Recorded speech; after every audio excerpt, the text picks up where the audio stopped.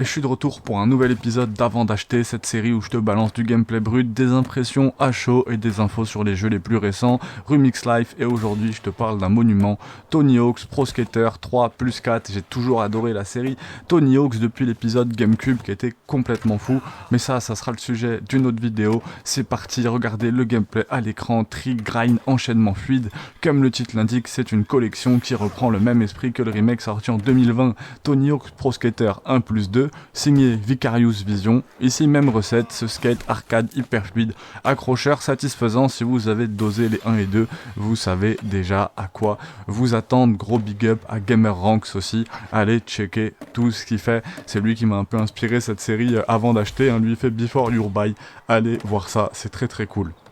Je vais aller droit au but, le jeu il est vraiment fun, vraiment fun, c'est du gameplay stylisé, certains des meilleurs niveaux du jeu de toute la série sont là. Retravaillez avec soin. Si vous êtes un joueur nostalgique ou casual, vous allez kiffer. Si vous êtes un puriste, vous risquez d'avoir quelques accros. Mais bon, on va voir ça tout de suite. Vraiment, Suburbia,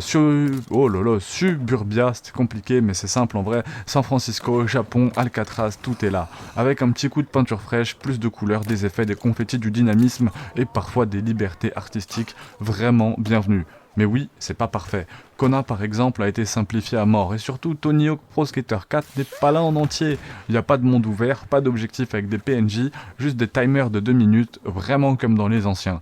Alors ouais, on peut appeler ça un compromis, mais c'est peut-être aussi juste de la flemme. En tant que fan du 4, j'aurais aimé qu'il soit traité avec un petit peu plus de respect.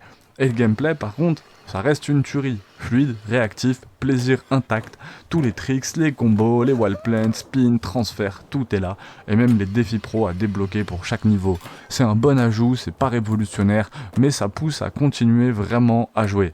Côté bande son, ça divise. Il y a des morceaux nouveaux, mais aussi pas mal de classiques, qui manquent, et ça change un peu l'ambiance globale, surtout pour les vieux fans. La personnalisation, bof, simple, efficace, mais pas ouf.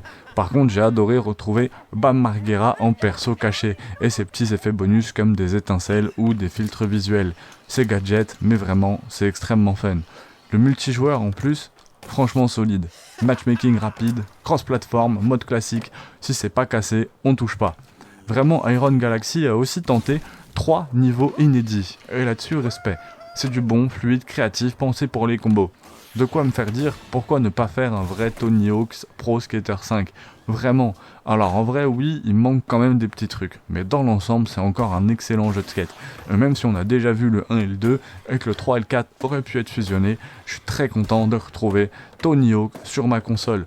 Je vous sors bientôt le gros épisode, pareil je pense, sur celui de la GameCube. C'était Underground qui était vraiment très cool, où en plus vous pouviez jouer des persos en fauteuil roulant, des persos vraiment badass sur un espèce de véhicule à 2 roues avec un guidon. J'ai plus le nom de ce véhicule. En tout cas, il était très très cool. J'ai de très gros souvenirs sur celui-là. J'ai de très gros souvenirs sur un épisode DS aussi qui était excellent. Donc je vous sortirai l'épisode de GameCube et DS bientôt. Si vous voulez être sûr de ne pas les rater, abonnez-vous. C'était un épisode d'avant d'acheter. Je vous ai donné les plus, les moins, mes petites obsessions de fans de la série. Maintenant c'est à vous de me laisser des commentaires et de me dire quel était votre premier Tony Hawk, Underground, American Westland, celui sur DS. Est-ce que le 4 vous manque dans sa forme originale? Dites-moi tout dans les commentaires.